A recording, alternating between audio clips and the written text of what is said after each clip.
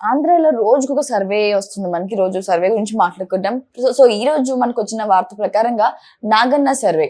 అసలేంటి సార్ ఆ సర్వే ఏంటి? ఆ సర్వేలో ఏం తేలింది? ఏమొచ్చింది?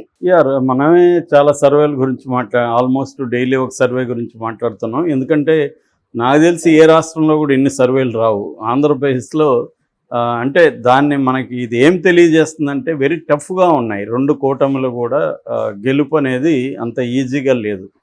అందువల్ల నిరంతరం రకరకాల పద్ధతులు 2 కూటములు కూడా ట్రై చేస్తాయి. అంటే కూటమి అని ఎందుకంటే ఇది కూటమి కాబట్టి దాన్ని కూడా కూటమి కింద మార్చేస్తున్నాను. వైసీపీ అండ్ కూటమి మధ్య చాలా టఫ్గా ఉంది. సో ఈ టఫ్ సిచ్యువేషన్ని తమకు అనుకూలంగా మార్చుకోవడానికి వాళ్ళకి ఉండేది ఇంకా కరెక్ట్గా నెల రోజులే. ఈ నెల రోజుల్లో ఇప్పటికైతే ఏది ఎడ్జి దేనికి ఉందనేది దాని మీద రకరకాల అభిప్రాయాలు ఉన్నాయి. కొంతమంది వైసీపీకి ఎడ్జ్ ఉందంటున్నారు, కొంతమంది కూటమికి ఎడ్జ్ ఉందంటున్నారు, రకరకాలుగా వస్తున్నాయి. దీన్ని మార్చాలి. ఇప్పుడు మార్చి వన్ సైడ్ చేసుకోవాలి. వన్ సైడ్ చేసుకోవాలంటే 1 మంత్ ఉంది. వన్ సైడ్ చేసుకోవాలంటే ఏమేమి మెథడ్స్ అప్లై చేయాలి అనే దాంట్లో ఒకటి వచ్చి సర్వేలు. అంటే ఎప్పుడైనా కూడా గెలిచే గుర్రం వైపుకి ఎవరైనా పందెం కాస్తారు కదా, విన్నింగ్ రేస్. సో అందువల్ల వైసీపీ గెలుస్తుందంట అన్న ఒక ప్రచారాన్ని తీసుకొస్తే ఎట్లాగూ వైసీపీ కదా గెలిచేది, మనం కూడా దానికి వేద్దాం అనే మైండ్ సెట్ని జనంలోకి తీసుకెళ్ళచ్చు.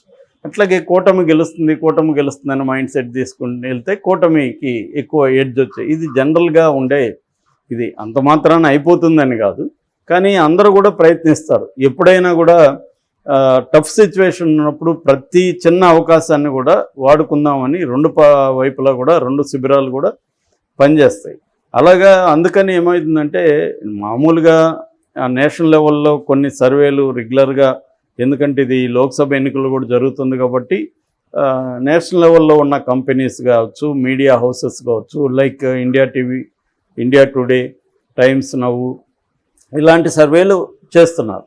అట్లా కాకుండా లోకల్గా రకరకాల సర్వేలు రోజుకి ఏదో ఒక పేరుతో వస్తున్నాయి. మొన్న మనకు చాణక్య సర్వే చెప్పుకున్నాం, అంతకుముందు పీపుల్స్ పల్స్ చెప్పుకున్నాము, ఇండియా టీవీ చెప్పుకున్నాము, ఇండియా టుడే చెప్పుకున్నాము, టైమ్స్ నౌ చెప్పుకున్నాము, జన్మత్ నౌ చెప్పుకున్నాము, చాణక్య పార్థదాస్ చెప్పుకున్నాము, పొలిటికల్ క్రిటిక్ చెప్పుకున్నాము, లోక్పాల్ చెప్పుకున్నాము, ఆత్మసాక్షి చెప్పుకున్నాము. అట్లా ఇప్పుడు కొత్తగా ఒక సర్వే వచ్చింది. ఇది నాగన్న సర్వే. ఇది బాగా వైరల్ అవుతుంది. ఎందుకు వైరల్ అవుతుందంటే ఇది వైసీపీకి అనుకూలంగా ఉంది. వైసీపీ మీడియా విపరీతంగా నిన్ననే మనం ఇంటెలిజెన్స్ రిపోర్ట్ కూడా చెప్పుకున్నాం, ఐబీ సర్వే. ఐబీ సర్వే కూడా జగనే గెలుస్తాడని, అది ఫేక్ సర్వే. వైసీపీ కావాలని ఫేక్ సర్వే చేయండి. ఇదైతే ఫేక్ సర్వేనా కాదో మనకు తెలియదు, కానీ ఆ వ్యక్తి అయితే నాగన్న అనే వ్యక్తి ఉన్నారు.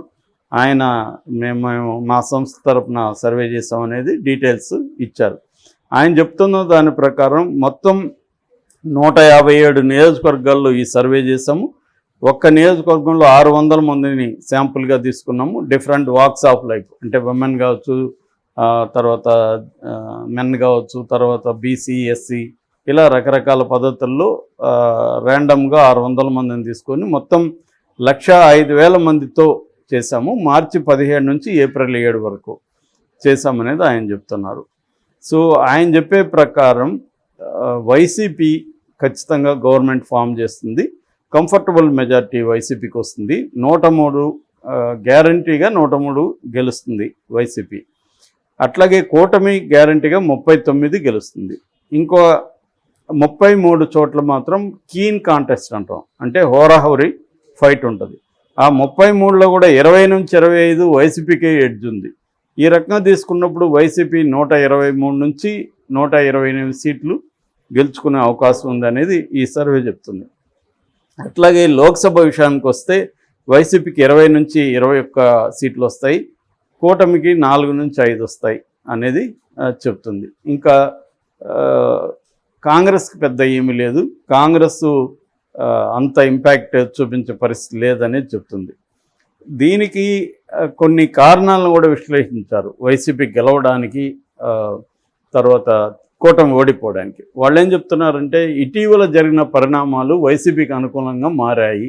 అంటే పెన్షన్ ఇష్యూ వాలంటీర్ల ఇష్యూ, ఈ 2 ఇష్యూల్ని ఈ సంస్థ చెప్తుంది. అంటే వాలంటీర్లను కావాలని తెలుగుదేశమే తీయించిందనేది బలంగా జనం నమ్ముతున్నారు. ఎందుకంటే నిమ్మగడ్డ రమేష్ కుమార్ గతంలో తెలుగుదేశాన్ని సపోర్ట్ చేస్తూ జగన్ని ముప్పు తిప్పలు పెట్టాడు. అందువల్ల నిమ్మగడ్డ రమేష్ కుమార్ ఆధ్వర్యంలో నడిచే సిటిజన్స్ ఫర్ డెమోక్రసీ వాలంటీర్ని తీయడానికి కారణమైంది కాబట్టి దీని చంద్రబాబు ఉన్నాడని నమ్ముతున్నారు. అట్లాగే పెన్షనర్లు బాగా ఇబ్బంది పడ్డారు ఎండల్లో, వాళ్ళు వెళ్ళలేక దాదాపు 33 మంది చనిపోయారని కూడా వార్తలు వచ్చాయి. అందువల్ల దీనికి అంతటికి కారణం చంద్రబాబు కూటమి అని నమ్ముతున్నారు. దీనివల్ల వైసీపీకి ఎటు చూసింది. వాలంటీర్లు అందరూ కూడా గట్టిగా జగన్ని మేము మళ్ళీ గెలిపించుకొని మళ్ళీ మేము వాలంటీర్లుగా వస్తామని ఒక దృక్పథంతో ఉన్నారు అనేది వీళ్ళ అనాలిసిస్. అట్లాగే పవన్ కళ్యాణ్ని ఎందుకు చంద్రబాబు పొత్తులోకి వెళ్ళాడంటే, పవన్ కళ్యాణ్కి ఒక సామాజిక వర్గం బేస్ ఉంది, అతనికి అభిమానులు ఉన్నారు. సో ఆ సామాజిక వర్గం ఓట్లు ఆంధ్రప్రదేశ్ మొత్తంగా చూసుకున్నప్పుడు 20 నుంచి 25% ఉన్నాయి. అంటే కాపు అనేది ఒక సింగిల్ కాస్ట్ కాదు, అనేక కులాల సముదాయం. దాంట్లో బలిజాస్ ఉన్నారు, కాపుస్ ఉన్నారు, తర్వాత సెట్టి బలిజ, తూర్పు కాపు, తెలగ, ఇలాగ రకరకాల కులాల కాంబినేషన్. వాళ్ళందరూ కూడా పవన్ కళ్యాణ్కి వెనుకున్నారు. అందుకని గతంలో ఆయనకి 6% వరకు 136 నియోజకవర్గాల్లో పోటీ చేసినప్పుడు వచ్చింది. ఇప్పుడు అది ఇంకా 10% దాకా పెరిగే అవకాశం ఉంది. అట్లాగే కొన్ని ఏరియాల్లో బాగా పోలరైజ్డ్ అయి ఉన్నాయి ఓట్స్. అంటే ఈస్ట్ వెస్ట్ గోదావరి డిస్టిక్లో దాదాపు 20% కాపు పాపులేషన్ ఉంది. అందువల్ల అక్కడ పెద్ద ఎత్తున సీట్లు వచ్చే అవకాశం ఉందని. రెండోది, జగన్కు వ్యతిరేకంగా ఉన్న ఓట్లు చీలిపోతే జగనే బాగుపడతాడు, ఉపయోగం ఉంటుంది కాబట్టి దాన్ని చీలకుండా ఉండడం కోసం కూడా పొత్తు పెట్టుకున్నారు. కానీ ఇప్పుడు ఏమైందంటే వీళ్ళు చెప్పే ప్రకారం పవన్ కళ్యాణ్కి 21 సీట్లు ఇవ్వడం, అందులో కూడా 12 జనసేన వాళ్ళు కాకుండా వేరే తెలుగుదేశం నుంచి వైసీపీ నుంచి వచ్చిన వాళ్ళకి ఇవ్వడం, దీనివల్ల పవన్ కళ్యాణ్ పట్ల వీళ్ళందరికీ కూడా ఒక విరక్తి విముఖత వచ్చింది. పవన్ కళ్యాణ్ సపోర్ట్ చేసి కూడా వేస్ట్, ఇతను ఫర్మ్గా నిలబడ్డు అన్న దృక్పథం కూడా వచ్చింది. అందువల్ల జనసేన ఓట్లు కూటమికి పడే అవకాశం తక్కువ ఉంది అనేది కూడా వీళ్ళ విశ్లేషణ. అట్లాగే బీజేపీ పొత్తులేకి రావడం వల్ల కూటమికి బాగా నష్టం జరిగింది. మైనార్టీలు దూరం అయ్యారు, చాలా చోట్ల బీసీలు కూడా వైసీపీ వైపే ఉన్నారు అనేది చెప్తున్నారు. అట్లాగే chemistry between among the 3 parties, ఈ 3 పార్టీల మధ్య కేడర్లో కెమిస్ట్రీ అనేది లేదు కింది స్థాయిలో. ఫర్ ఎగ్జాంపుల్ పిఠాపురంలో తీసుకుంటే అక్కడ బీజేపీ వాళ్ళు అసలు లైట్ వెలుగులో లేరు, కనిపించట్లేదు. ఇక జనసేనకి టీడీపీకి మధ్య అక్కడ నిత్యం గొడవలు జరుగుతున్నాయి అనే యాంగిల్ కూడా వీళ్ళు చెప్తున్నారు. అంటే పిఠాపురం కూడా టఫ్గానే ఉందనేది చెప్తున్నారు. సో ఓవరాల్గా కూటమికి ప్రతికూల అంశాలు పెరిగాయి, వైసీపీకి అనుకూల అంశాలు పెరిగాయి అనేది విశ్లేషణ. కాకపోతే ఇవన్నీ ఏంటంటే దాని ఏమంటారు, ముందే ఒక టెంప్లెట్, మనం వైసీపీని గెలిపించాలి ఈ సర్వేలను డిసైడ్ అయినప్పుడు దానికి తగిన ఆర్గ్యుమెంట్సే బిల్డప్ చేస్తాం. తెలుగుదేశం కూటమి గెలిపించాలనుకున్నప్పుడు తెలుగుదేశానికి అనుకూల అంశాలని ఫోకస్ చేస్తాం, అననుకూల అంశాలని ఫోకస్ చేయం. సో ఇది అందరూ చేసే పని.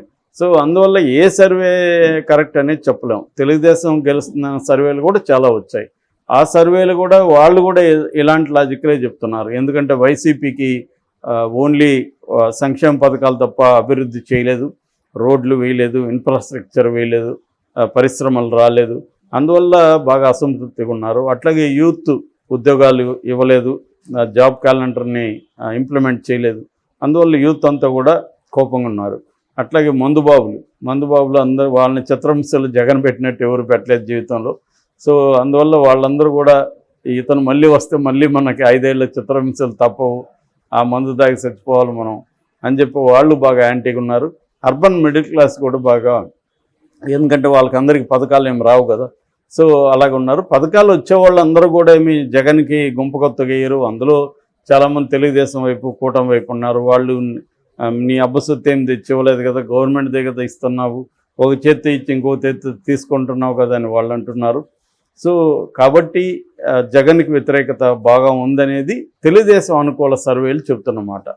వీళ్ళేమో ఇందాక చెప్పిన ఫ్యాక్టర్స్ వీళ్ళు చెప్తున్నారు. సో ఏ సర్వేని ఇప్పుడైతే మనం 100% నమ్మే పరిస్థితి లేదు. కొంతవరకు ఎగ్జిట్ పోల్స్కి కొంత నమ్మచ్చు, ఏది ఎలక్షన్లు అయిపోయినాక.